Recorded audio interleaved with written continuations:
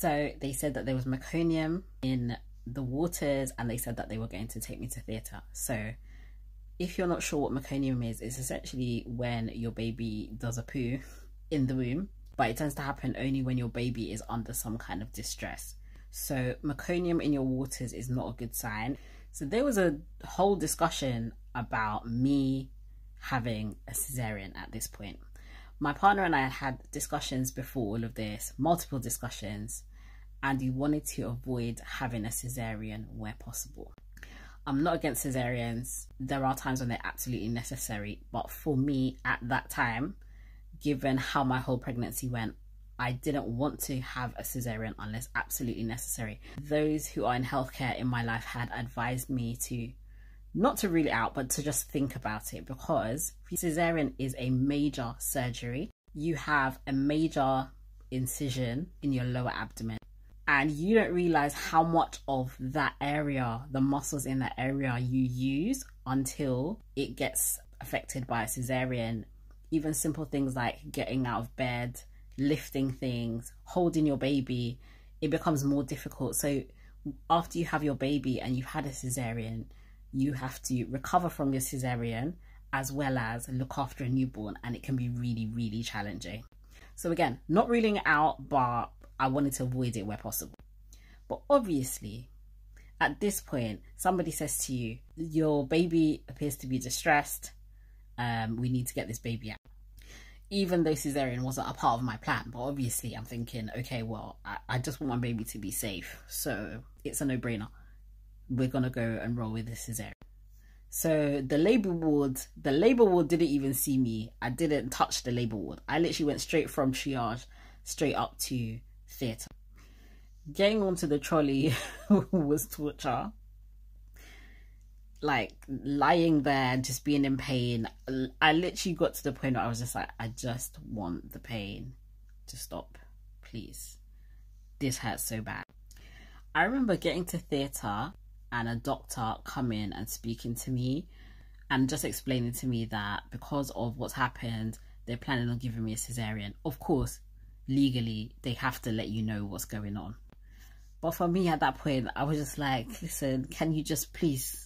I said to him, can you please do something about the pain? I specifically remember saying to him though, it hurts my vagina so much. I was high and in pain for real.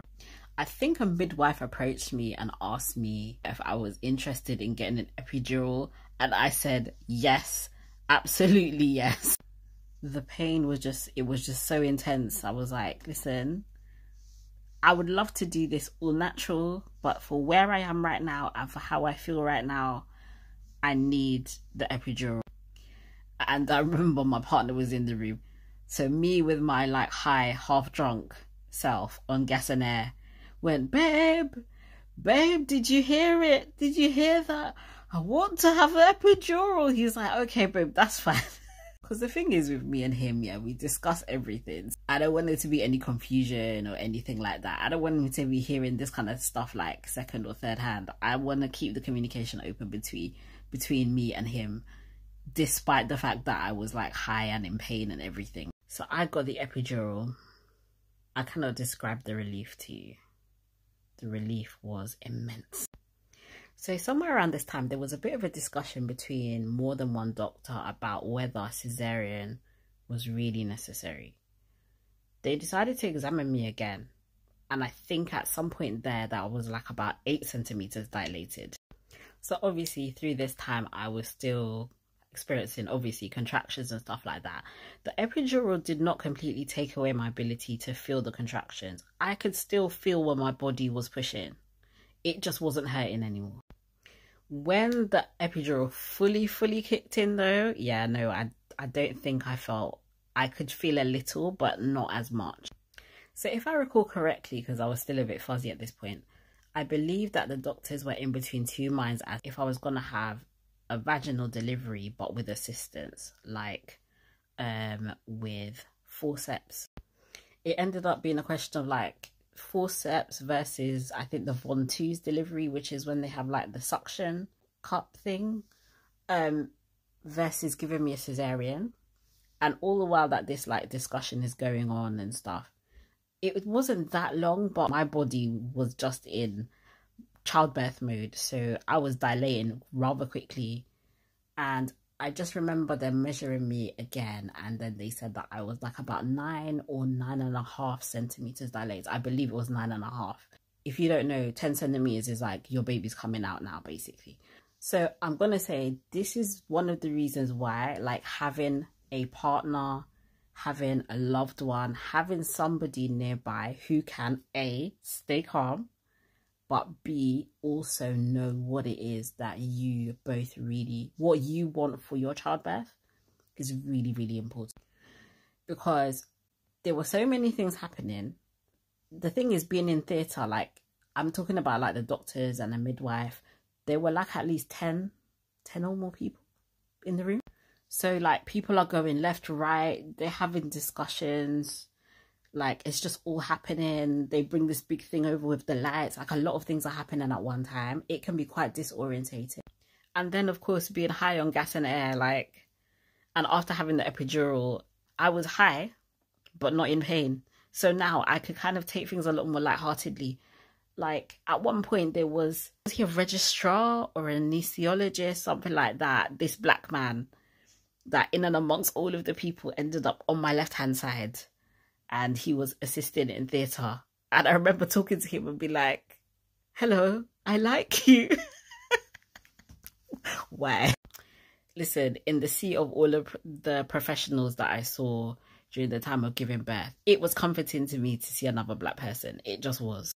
I think that's partially what I was trying to say when I told him that I liked him. Yeah. So anyway, there's just something about giving me a cesarean. My partner chimes in and says, well, if she's already 9.5 centimeters dilated, why can't she just push? The doctors then literally stop in their tracks and go, oh, actually, okay. And it goes from having a cesarean to me actually pushing my baby out because I was already 9.5 centimeters dilated. So why? My partner, God bless that man. God bless him.